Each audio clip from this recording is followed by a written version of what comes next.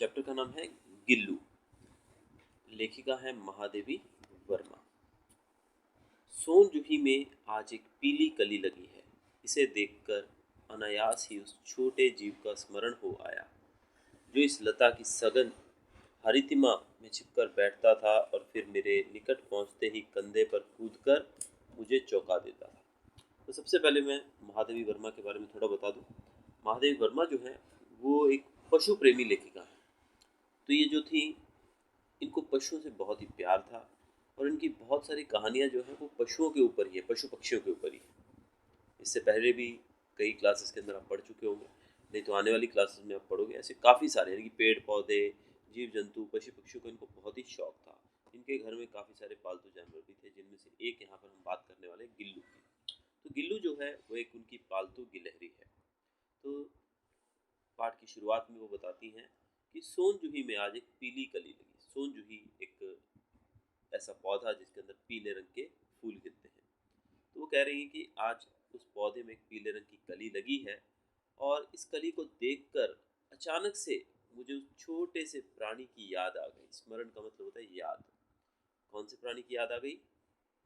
गिल्लू की। वो प्राणी जो इस पौधे की सघन हरितिमा यानी कि इसकी जो हरियाली है, जो ये इसकी काफ़ी घना होता है ये प्लांट, इसके अंदर इसकी लताओं में, इनकी झाड़ियों में, इसकी छाया में छुपकर वो बैठ जाता था। और जब मैं इसके करीब जाती थी तो वो अचानक से कूदकर मेरे कंधे पर बैठ जाता था और मुझे चौंका देता था। तब मुझे कली की खोज रहती थी, पर आज उस लघु प्राण की खोज है। और कवि लेखिका कहती है कि उस समय जब वो गिल्लू था, उस समय मुझे इस पौधे के अंदर कलियों की खोज रहती थी, यानी कि मैं उसमें फूल ढूंढने जाती थी। लेकिन आज जब वो प्राणी नहीं है गिल्लू, तो आज मुझे इसमें गिल्लू ढूंढना बहुत ही पसंद है कि काश वो मुझे वापस इसमें मिल जाए। परंतु वह तो अब इस सोन जूही की जड़ में मिट्टी होकर मिल गया होगा। कौन जाने स्वर्णिम कली के बहाने वही मुझे चौंकाने ऊपर आ गया हो। लेखिका बड़ी खूबसूरती से इन पंक्तियों को लिखती हैं। कहती हैं कि अब गिल्लू कहाँ रहा, वो तो मिट्टी बनकर इसी पौधे की जड़ में समा गया होगा। और कौन जान सकता है, कौन कह सकता है, कौन इस बात को समझ सकता है कि शायद वो एक कली के रूप में खिला हो और फिर से मुझे चौंकाने के लिए जमीन से बाहर आ गया हो। ऐसा कवित्री लेखिका महसूस करती है। अचानक एक दिन सवेरे कमरे से बरामदे में आकर मैंने देखा, दो कौवे एक गमले के चारों ओर चोंचों से छुआ छुअवल जैसा खेल खेल रहे। यह काक भूषुण भी विचित्र पक्षी है, एक साथ समादरित, अनादरित, अति सम्मानित, अति अवमानित। तो यहाँ पर बहुत सारे भिन्न भिन्न प्रकार के शब्दों का यूज़ किया गया है कवित्री के द्वारा, जो मैं यहाँ पर अंडरलाइन कर देता हूँ। तो लेखिका कहती हैं कि एक दिन अचानक से सवेरे सवेरे कमरे के बरामदे में जब लेखिका पहुंची तो उन्होंने देखा कि दो कौवे जो हैं वो गमले के चारों ओर, यानी कि दो कौवे गमले के ऊपर बैठे हैं और गमले को वहां पर एक तरह से कुछ खोज रहे हैं। उसके अंदर टच करते हैं ना, जैसे चुपके से छुप जाना और फिर से उसको ढूंढ लेना, एक दूसरे को छूने का काम होता है, जैसे टच करना एक दूसरे को। यानी कि एक को टच किया फिर छुप गया दूसरा, फिर दूसरे ने टच किया फिर वो बाहर आ गया। इस प्रकार का कुछ खेल सा वो खेलते हुए मुझे नजर आए। और इस कौवे को यहाँ पर काक भूषणी नाम दिया गया है। ये जो है ये कौवे को यहाँ पर संबोधित किया गया है। तो ये जो पक्षी है ये भी बड़ा विचित्र होता है लेखिका के अनुसार। वो कहती हैं कि एक साथ समादरित, यानी कि इनको, इस पक्षी को विशेष आदर भी दिया जाता है। अनादरित, आदर का अभाव, यानी कि इसको आदर नहीं भी दिया जाता है। और अति सम्मानित, अति अवमानित, यानी कि इसको सम्मानित भी किया जाता है और इसका तिरस्कार, यानी कि इसको अपमानित भी किया जाता है इस पक्षी को। हमारे बेचारे पुरखे न गरुड़ के रूप में आ सकते हैं, न मयूर के, न हंस के। उन्हें पितृपक्ष में हमसे कुछ पाने के लिए काक बनकर ही अवतीर्ण होना पड़ता है। इतना ही नहीं, हमारे दूरस्थ परिजनों को भी अपने आने का मधु संदेश इनके कर्कश स्वर में ही देना पड़ता है। दूसरी ओर हम कौवा और काँव काँव करने को अवमानना के अर्थ में ही प्रयुक्त करते हैं। तो लेखिका यहाँ पर हमारे समाज के अंदर कुछ जो प्राचीन समय से चली आ रही जो रीति रिवाज है उनका यहाँ पर उल्लेख करती हैं और बताती हैं कि हमारे जो पुरखे, यानी कि हमारे कहा जाता है ना कि अपने बुजुर्गों को याद करके हम हर साल इन पक्षियों को खाना खिलाते हैं, कौवों को खाना खिलाते हैं। कुछ उसके लिए एक पर्टिकुलर शब्द का भी यूज़ किया जाता है। तो लेखिका कहती है कि हमारे जो पुरखे हैं वो हमसे मिलने के लिए अगर आते हैं तो वो गरुड़ बनकर नहीं आते हैं, मयूर बनकर नहीं आते हैं, हंस बनकर नहीं आते हैं, लेकिन कौवे बनकर ही क्यों आते हैं? उन्हें स्वर्ग से उतरने के लिए कौवे का ही सहारा लेना पड़ता है, उन्हें कोई और प्राणी नहीं मिलता है। और इसके साथ वो कहती है कि हमारे दूरस्थ प्रियजन, यानी कि दूर के जो रिश्तेदार हैं, जो हमारे बंधु भाई जो है दूर रहते हैं हमारे रिश्तेदार, वो भी जब हमारे घर आने वाले होते हैं तो उनके आने का मधु संदेश, यानी कि शुभ जो संदेश होता है उनके आने का, वो हमको कौवे की कर्कश आवाज़ से ही मिलता है। कौवे की आवाज़ को कैसा कहा गया है? कर्कश। किसी व्यक्ति की हम तारीफ करते हैं तो कहते हैं कि तुम्हारी ध्वनि, तुम्हारी जो वॉइस है, तुम्हारी जो आवाज़ है वो तो कोयल समान है, जैसे कि हमारी स्वर कोकिला लता मंगेशकर जी। वैसे ही किसी की आवाज़ की हमें बेइज्जती करनी हो, उसको थोड़ा तिरस्कार करना उसका, तो उसकी तुलना हम कौवे से करते हैं। तो इसी प्रकार कौवे की आवाज़ को कर्कश कहा गया है। लेकिन कवित्री कहती है, लेखिका कहती है कि किसी प्रियजन, किसी मित्र के, किसी रिश्तेदार के आने का जो संदेश रहता है वो भी हमें कौवा ही देता है। क्योंकि जब हमारे घरों में मुंडेर पर आकर जब कौवा बैठकर बोलने लगता है तो हम समझ जाते हैं कि हमारे घर कोई मेहमान आने वाला है। तो एक तरफ तो हम इनका आदर भी करते हैं और दूसरी तरफ इनकी अवमानना भी करते हैं कि अगर कौवा काँव काँव करता है तो इसको हम अच्छा नहीं मानते हैं। और वैसे हम देखें तो कौवे को हमने काफ़ी सारी चीज़ों में अपनी रीति रिवाज से जोड़ रखा है। अगले पेज पर लिखा गया है, मेरे काक पुराण के विवेचन में अचानक बाधा आ पड़ी, क्योंकि गमले और दीवार की संधि में छिपे एक छोटे से जीव पर मेरी दृष्टि रुक गई। निकट जाकर देखा, गिलहरी का छोटा सा बच्चा है तो संभवतः घोंसले से गिर पड़ा है और अब कौवे जिसमें सुलभ आहार खोज रहे हैं।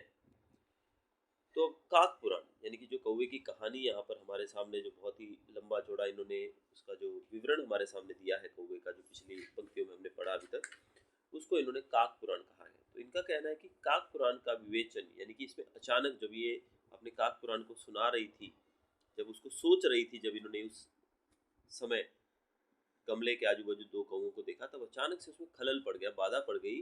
क्योंकि इन्होंने देखा कि गमले और दीवार के बीच की जो थोड़ी सी जगह होती है वहां पर एक छोटा सा जीव, एक छोटा सा प्राणी छुपा हुआ है। जब लेखिका ने निकट जाकर देखा तो पाया कि वो एक गिलहरी का बच्चा था और वो घोंसले से गिर पड़ा होगा, इसलिए ये कौवे जो है इसमें सुलभ आहार खोज रहे हैं। सुलभ मतलब होता है आसान, काफ़ी इजीली। छोटा सा बच्चा है, वो भाग भी नहीं पाएगा ज़्यादा और उसको आसानी से ये पकड़ लेंगे। काकद्वय की चोंचों के दो घाव उस लघु प्राण के लिए बहुत थे, अतः वह निश्चेष्ट सा गमले से चिपटा पड़ा था। कौवे की चोंच, काकद्वय, यानी कि दो कौवे थे, इसी को यहाँ पर काकद्वय कहा गया है। दो कौवे जो थे उनकी चोंचों के दो घाव जो थे वो काफी थे। लघु प्राण मतलब छोटा सा प्राणी, लघु मतलब होता है छोटा, तो छोटे से प्राणी, यानी कि इस गिलहरी की बात की गई है। गिलहरी के लिए उस कौवों की दो घाव ही काफ़ी थे, उनकी चोंचों के दो घाव ही काफ़ी थे। इसलिए वो जो प्राणी था, यानी कि गिलहरी थी, गिलहरी का बच्चा जो था, वो निश्चेष्ट, यानी कि बिना हिले डुले, बस जहाँ पर उसको कंफर्टेबल लगा कि जगह इतनी है कि वहाँ पर वो छिप सकता है, वो वहीं पर गमले से चिपटा हुआ अपने आप को इन पक्षियों की चोंचों की वार से बचाने में सक्षम हो पाया। सबने कहा, कौवे की चोंच का घाव लगने के बाद यह बच नहीं सकता, अतः इसे ऐसे ही रहने दिया जाए।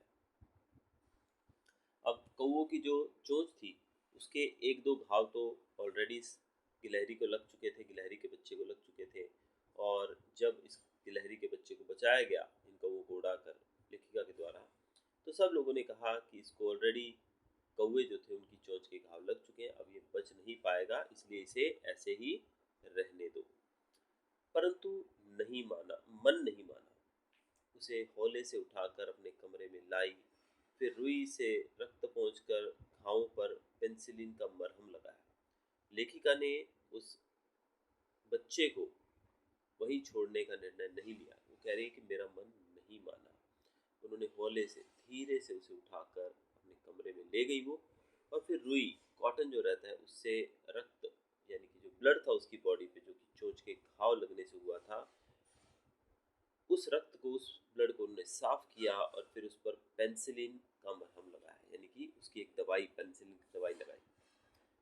रुई की पतली बत्ती दूध से भिगोकर जैसे जैसे उसके नन्हे से मुंह में लगाई,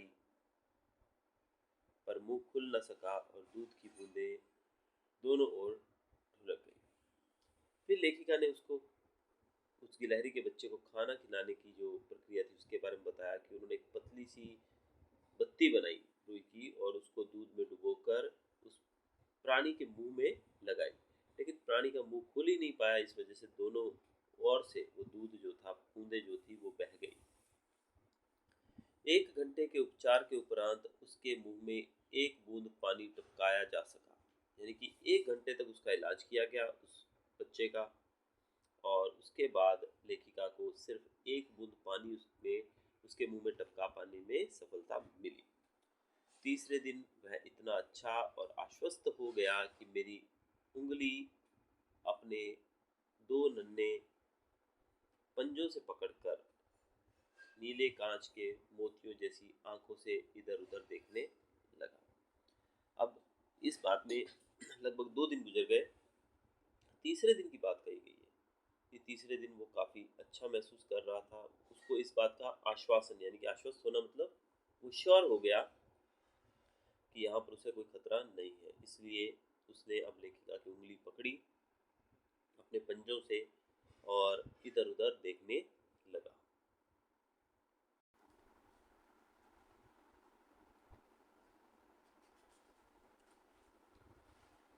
तीन चार मास में उसके स्निग्ध रोए, झप्पेदार पूंछ और चंचल चमकीली आंखें सबको विस्मित करने लगी।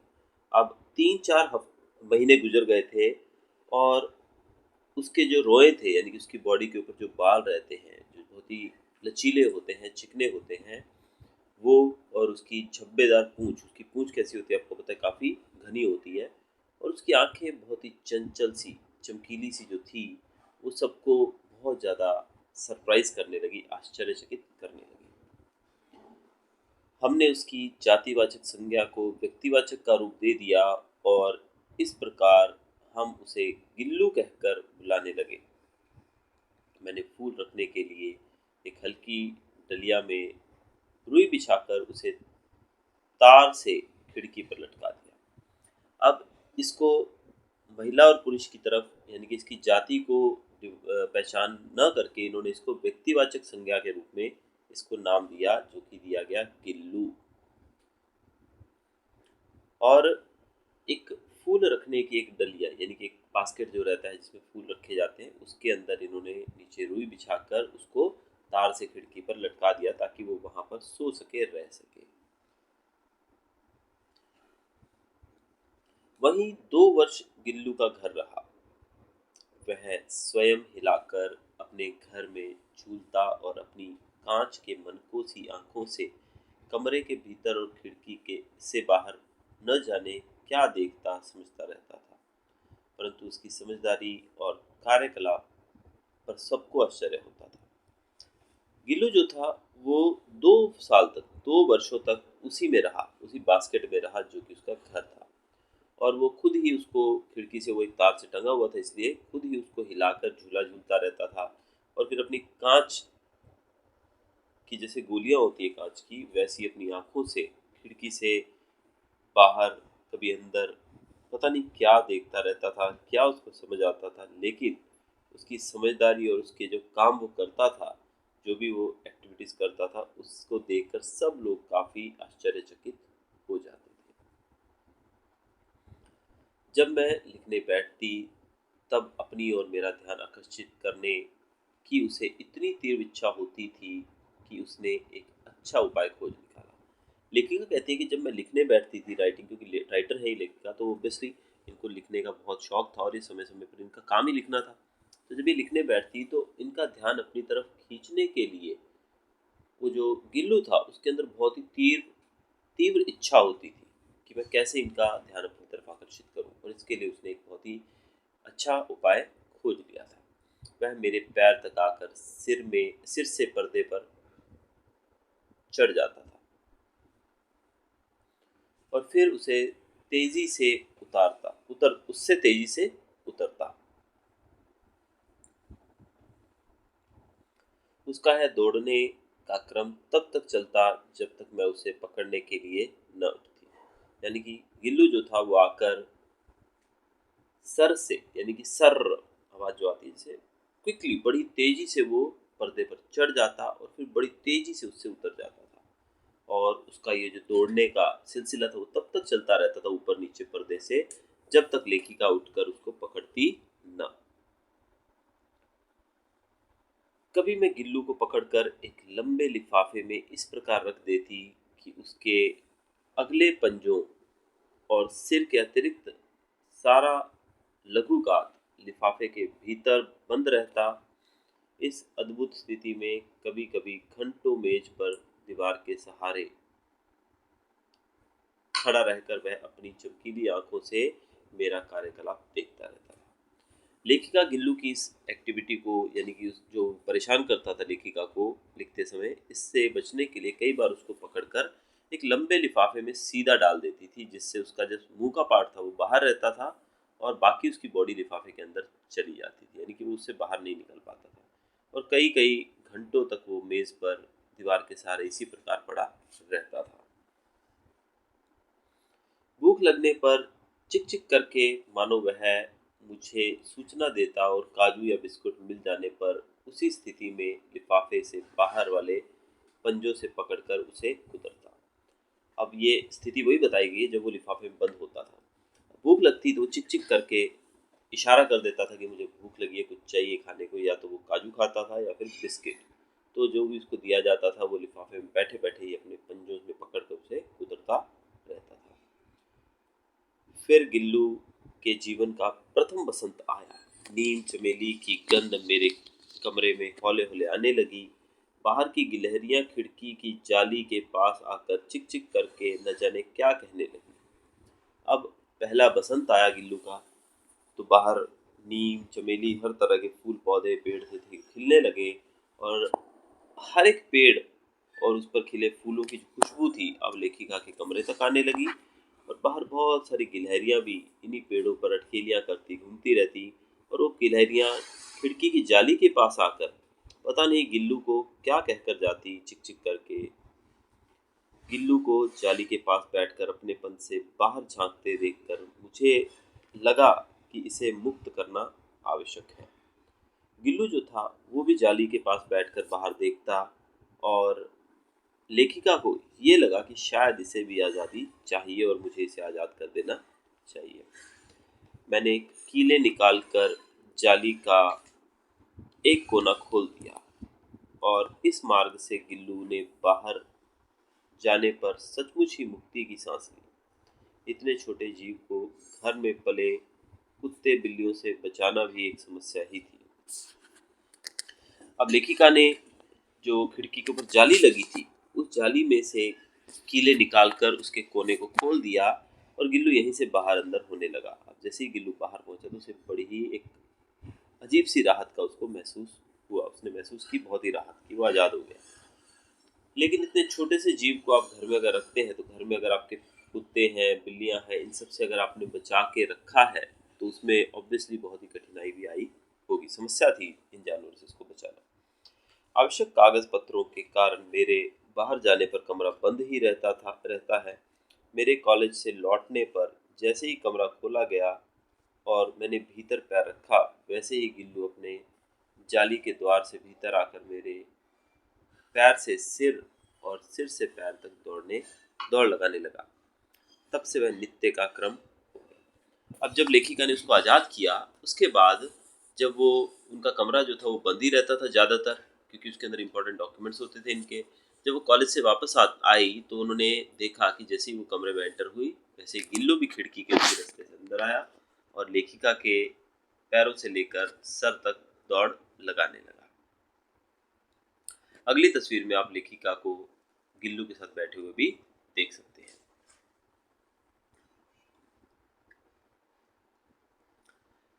आगे लिखा गया है, मेरे कमरे से बाहर जाने पर गिल्लू भी खिड़की की खुली जाली की राह बाहर चला जाता और दिन भर गिलहरियों के झुंड का नेता बना हर डाल पर उछलता कूदता रहता और ठीक 4 बजे वह खिड़की के भीतर आकर अपने झूले में झूलने लगता।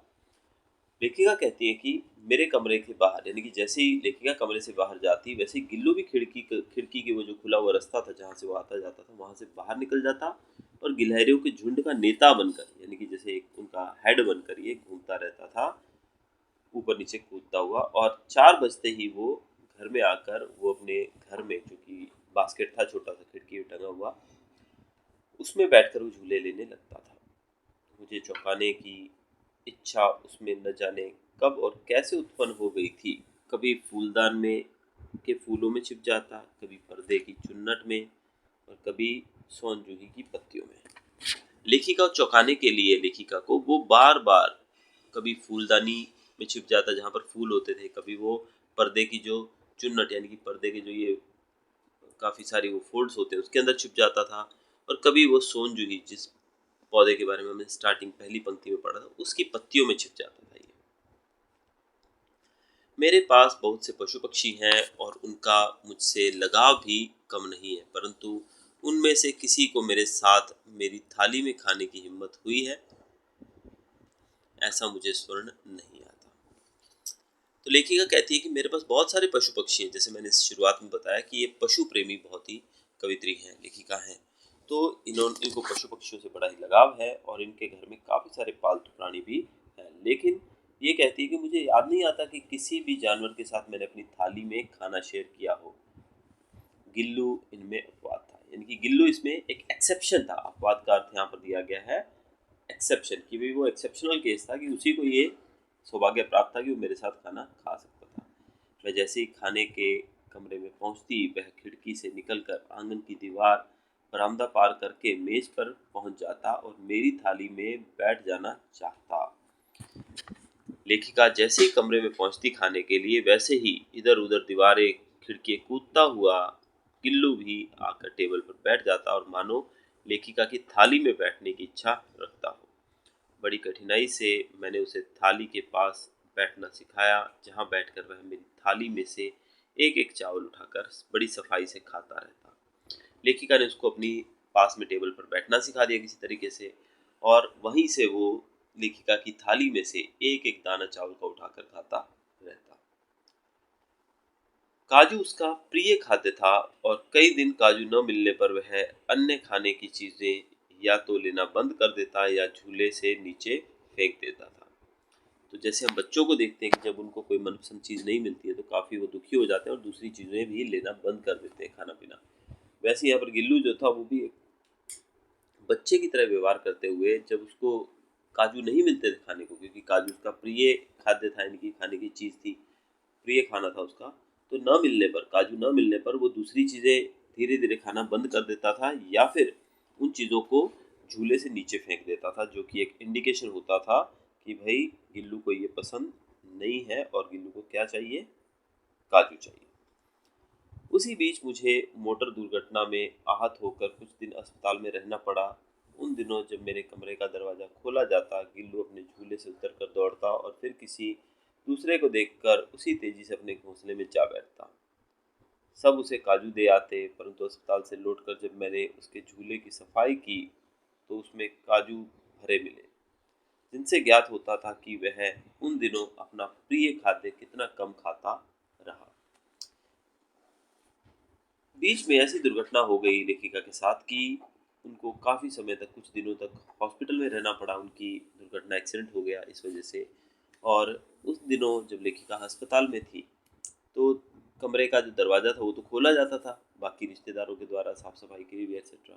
लेकिन जैसे ही दरवाज़ा खुलता और वो लेखिका को एक्सपेक्ट करता था कि लेखिका अंदर आएंगी अब, महादेवी वर्मा, लेकिन वहाँ पर गिल्लू अपने घोंसले से उठता और भाग कर जाकर पैरों को लिपट कर उसके ऊपर नीचे चढ़ने की कोशिश करता। लेकिन जब वो ऐसा करता और पाता कि यहाँ पर लेखिका नहीं है और उनकी जगह दूसरा व्यक्ति है, तो फिर से वो जाकर अपने घोंसले में छिप जाता, बैठ जाता।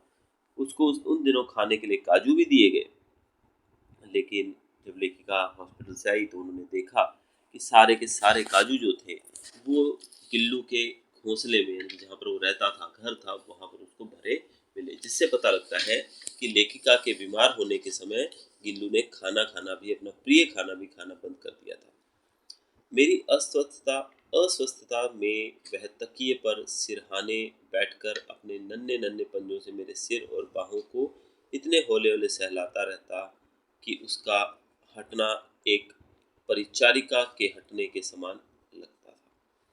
लेखिका जब घर आ गई और वो अभी भी ठीक नहीं थी पूरी तरीके से, लेकिन उन दिनों लेखिका के बीमार होने पर जो गिल्लू था वो इस प्रकार, जैसे एक सेवक, एक नौकर, एक सर्वेंट कैसे अपने मालिक की सेवा करता है, उसी प्रकार से गिल्लू भी बड़े ही प्यार से अपने दोनों पंजों से लेखिका के सर को दबाने की कोशिश करता। और जब वो ऐसा करना बंद कर देता था तो ऐसा लगता था कि भाई कोई सेविका जो है वो काम करना बंद कर गई है। गर्मियों में जब मैं दोपहर में काम करती रहती तो गिल्लू न बाहर जाता न अपने झूले में बैठता। उसने मेरे निकट रहने के साथ गर्मी से बचने का एक सर्वथा नया उपाय खोज निकाला था। वह मेरे पास रखी सुराही पर लेट जाता और इस प्रकार समीप भी रहता और ठंडक में भी रहता। गर्मियों के दिनों में जब लेखिका दोपहर को काम करती थी तो गिल्लू बाहर जाना पसंद नहीं करता था उस समय, और न ही वो झूले पे बैठता था। वो क्या करता था, वो लेखिका को काम करते हुए देखकर उनके पास रहने के लिए और गर्मी से बचने के लिए एक अनोखा उपाय उसने अपनाया। वो क्या करता था, वो सुराही, जो पानी जिसमें रखा जाता है, एक तरह से मटका होता है, वो मटका आपको पता है ठंडा होता है, उसमें पानी काफ़ी ठंडा होता है बिकॉज वो मिट्टी से बना होता है। तो वो क्या करता, गिल्लू उस मिट्टी की बनी सुराही से, उस मटके से लिपट जाता, उस पर लेट जाता था और इस प्रकार वो लेखिका के भी करीब रहता था और उसको गर्मी से भी राहत मिलती थी। गिलहरियों के जीवन की अवधि 2 वर्ष से अधिक नहीं होती, अतः गिल्लू की जीवन यात्रा का अंत आ ही गया। दिन भर उसने न कुछ खाया न बाहर आ गया। रात में अंत की यातना में भी वह अपने झूले से उतरकर मेरे बिस्तर पर आया और ठंडे पंजों से मेरी वही उंगली पकड़कर हाथ से चिपक गया जिसे उसने अपने बचपन की मरणासन स्थिति में पकड़ा था। पंजे इतने ठंडे हो रहे थे कि मैंने जागकर हीटर जलाया और उसे उष्णता देने का प्रयत्न किया, परंतु प्रभात की प्रथम किरण के स्पर्श के साथ ही वह किसी और जीवन में जागने के लिए सो गए। गिलहरियां जो रहती हैं, इनका जीवन जो रहता है ये सिर्फ 2 साल का ही रहता है। और अब गिल्लू को 2 साल पूरे हो चुके थे लगभग, और उसकी अंतिम घड़ी भी आ चुकी थी। अचानक एक दिन गिल्लू ने पूरा दिन कुछ नहीं खाया पिया, और रात जब हुई वो अपने झूले में ही था, लेकिन रात होने पर वो झूले से उतरा और लेखिका के बिस्तर पर आकर अपने ठंडे पंजों से उसने लेखिका की वही उंगली पकड़ी और उससे चिपक गया जो कि उसने जब वो मरणासन स्थिति में था, यानी कि जब कौवे उसको मार रहे थे, जब लेखिका ने उसे बचाया था, तब जिस परिस्थिति में वो था ना, जब उसने पहली परिस्थिति हमने जब पढ़ी थी कि कौवे से बचाया गया तो कौन सी उंगली लेखिका की उसने पकड़ी थी, वही उंगली को पकड़कर फिर से वो लिपट गया। लेखिका भी ठंडे पंजे का एहसास पाकर जाग गई और जागकर उन्होंने हीटर जलाया ताकि गिल्लू को थोड़ी उष्णता यानी कि गर्मी दी जा सके। लेकिन जैसे ही सुबह की पहली किरण निकली, उसके साथ ही गिल्लू जो था वो एक नई दुनिया में जागने के लिए इस दुनिया को छोड़कर हमेशा के लिए सो गया। उसका झूला उतार कर रख दिया गया है और खिड़की की जाली बंद कर दी गई है, परंतु गिलहरियों की नई पीढ़ी जाली के उस पार चिक चिक करती ही रहती है और सोन जूही पर बसंत आता ही रहता है। अब गिल्लू तो चला गया, लेखिका ने उसके झूले को उतार कर रख दिया है, जाली जो थी उसको भी बंद कर दिया गया है हमेशा के लिए, लेकिन अब भी उस खिड़की की जाली की दूसरी ओर गिलहरियों की जो दूसरी नई पीढ़ी है वो अभी भी चिक चिक करती हुई घूमती रहती है और सोन जूही का वो पौधा जिस पर गिल्लू कभी छिपा करता था उस पर भी बसंत अभी भी आता ही रहता है। सोन जूही की लता के नीचे गिल्लू को समाधि दी गई है, इसलिए भी कि उसे वह लता सबसे अधिक प्रिय थी, इसलिए भी कि इस उस लघुगात का किसी वसंती दिन जूही में पीताम्ब छोटे फूल में खिल जाने का विश्वास मुझे संतोष देता है। लेखिका कहती हैं कि सोन जूही जो था वो इसको बहुत ही ज़्यादा पसंद था, बहुत ही ज़्यादा पसंद था इसको सोन जूही का वो पौधा, और गिल्लू को इसी वजह से उस सोन जूही के पौधे के पास ही उसकी समाधि दी गई थी।